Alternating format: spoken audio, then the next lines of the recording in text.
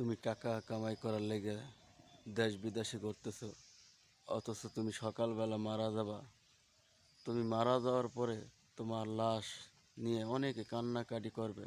ছেলে সন্তান চিল্লাবে, বিবি চিল্লাবে, মা চিল্লাবে। দুপুরবেলা যখন মাকে দিয়ে আসবে, মাকে দিয়ে আসার পরেই তোমার ছেলে সন্তান খেলা মৃত্যু হয়ে যাবে। কেউ তোমার জাগা জমি নিয়ে ভাগাভাগি শুরু হয়ে যাবে। রাত্রি হয়ে যাবে, কেউ মুরগির গোস্ত মাছ দিয়ে ভাত খাবে। যার যার ঘরে যেয়ে বাতি জ্বালাবে, অথচ তোমার এই ঘরে বাতি জ্বালানোর কোনো লোক নাই। যাদের মেহনত করে, যাদের জন্য এত কষ্ট করলা, এত পরিশ্রম করলা, আজকে তোমার ঘরের ভিতর কেউ বাতি জ্বালানোর লোক নাই। তাই বলবো বন্ধু, ওই কবরের বাতি তোমারই জ্বালাতে হবে। আর এমন ছেলে সন্তান তুমি রাইখা যাইও যে ছেলে সন্তান তোমার কবরের পাশে একটু দোয়া করতে পারে। তাই বলবো, যার যার কবরের সামানা তার নিয়ে ওই কবরে যাইতে হবে। কবর কিন্তু খুব ভয়ঙ্কর জায়গা।